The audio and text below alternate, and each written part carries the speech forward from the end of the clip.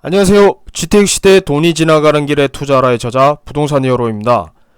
오늘은 임대차 3법 1차 질문에 대한 답변 영상을 마련을 해봤습니다.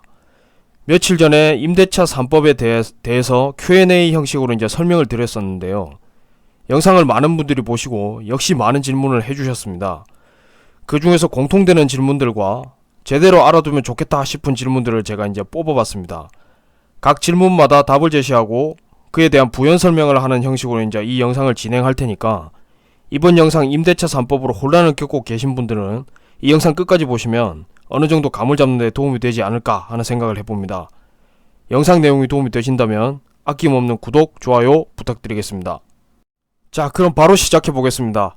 첫 번째는 묵시적 갱신도 계약갱신을 한 것으로 보느냐에 대한 질문입니다.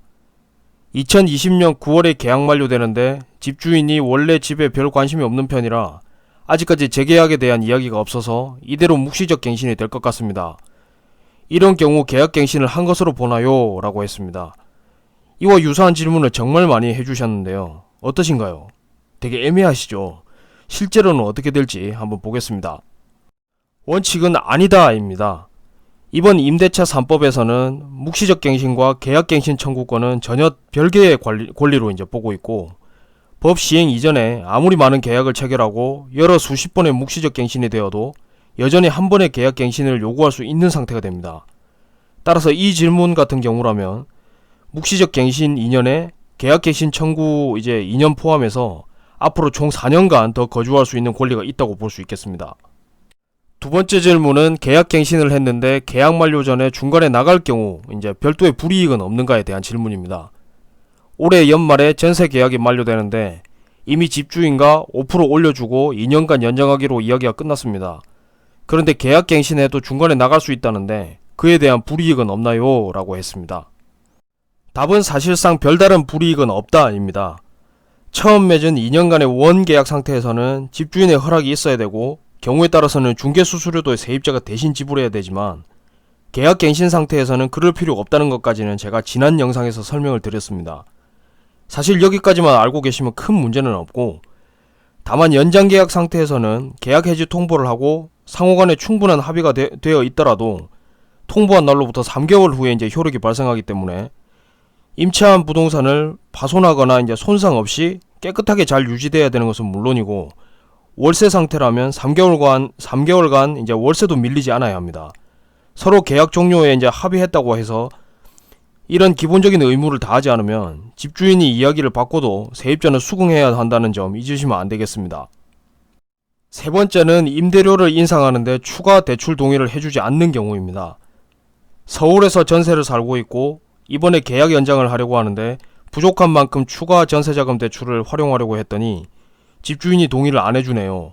이럴 경우 계약 연장이 안 되나요? 라고 했습니다.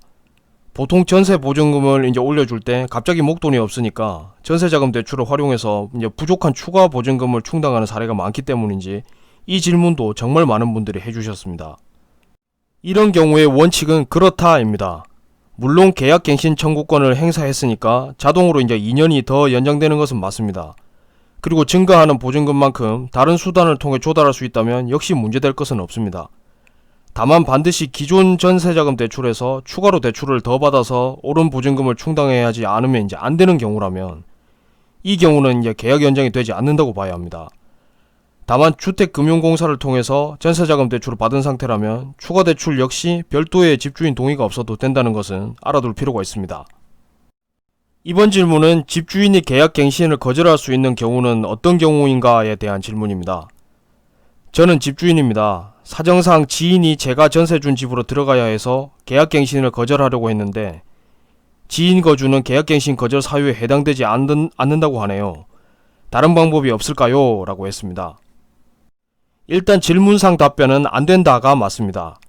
다만 이런 경우는 법적인 문제라기보다는 실무적으로 해결해야 할 문제라고 봅니다. 민사상 문제는 법적 기준을 먼저 말하기 전에 상호간의 합의가 더 중요합니다. 만약 가족이 아닌 지인을 이 집으로 들이고 싶으면 현 세입자와 합의를 하고 그에 대한 적절한 보상을 약속하는 것이 좋습니다. 예를 들자면 이사비와 새로 구할 집의 중개수수료 정도를 제시하는 것도 좋겠죠. 물론 이 제안을 받아들이는 것은 세입자가 결정할 문제입니다. 그리고 두 번째로 생각해 볼 수 있는 방법은 그냥 깔끔하게 지인과 정식으로 임대차 계약을 맺는 것입니다. 엄연히 정식 계약이 체결된 것이기 때문에 이제 특별한 문제가 발생할 여지는 없을 것입니다. 이번 질문은 집주인이 실거주할 목적으로 세입자의 계약 연장을 거절했는데 집주인이 입주하지 않고 그냥 집을 팔아버린 경우가 이제 과연 손해배상의 대상이 되느냐입니다. 집주인이 들어와서 살 것이라 해서 계약을 갱신하지 않았는데 등기부등본을 확인해 보니 소유자가 다른 사람으로 바뀌었네요. 이 경우는 손해배상 대상이 아닌가요? 라고 질문했습니다. 여러분 판단은 어떠신가요? 의외로 이와 유사한 질문을 정말 많이 해주셨습니다. 먼저 원칙은 아니다입니다. 임대차 3법상 손해배상에 해당되는 경우는 기존 임차인을 거짓으로 내보내고 다른 임차인을 받는 경우에 해당이 됩니다. 결국 기존 임차인을 내보냈으면 집주인이나 가족이 들어와서 살든지 아니면 그냥 공실로 놔두든지 하면 문제될 것이 없다는 것입니다.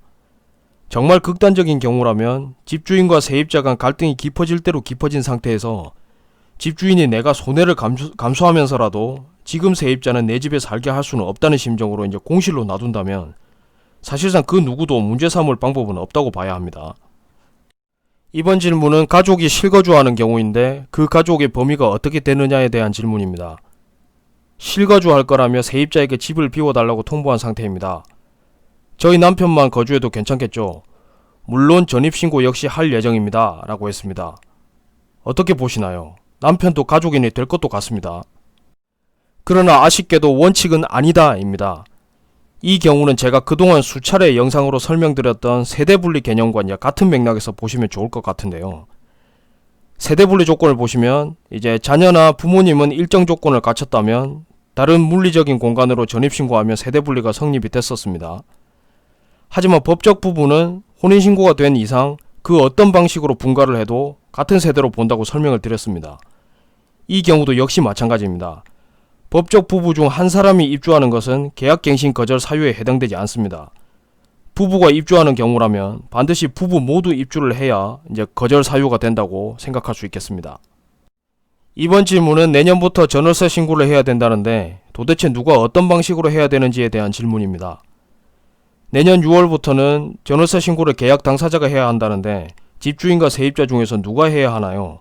그리고 어디 가서 해야 하나요? 라는 질문입니다. 일단 원칙은 집주인과 세입자 모두에게 의무가 있습니다. 다만 실무적으로 볼 때는 세입자가 보증금을 지키고자 한다면 확정일자가 필요한데 전월세 신고를 할 때 임대차 계약서를 같이 제출하면 확정일자를 받은 것으로 이제 처리가 됩니다.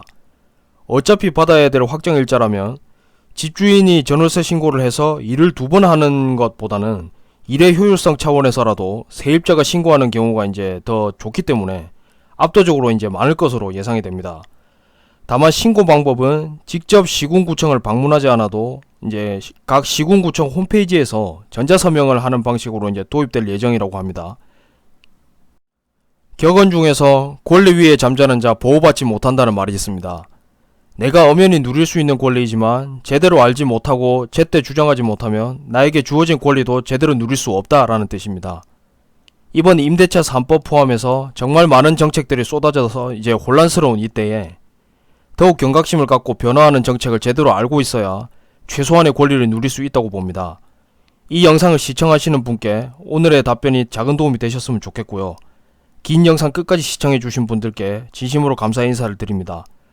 오늘 영상이 도움이 되신다면 아낌없는 구독, 좋아요 한 번씩 부탁드리겠습니다. 감사합니다.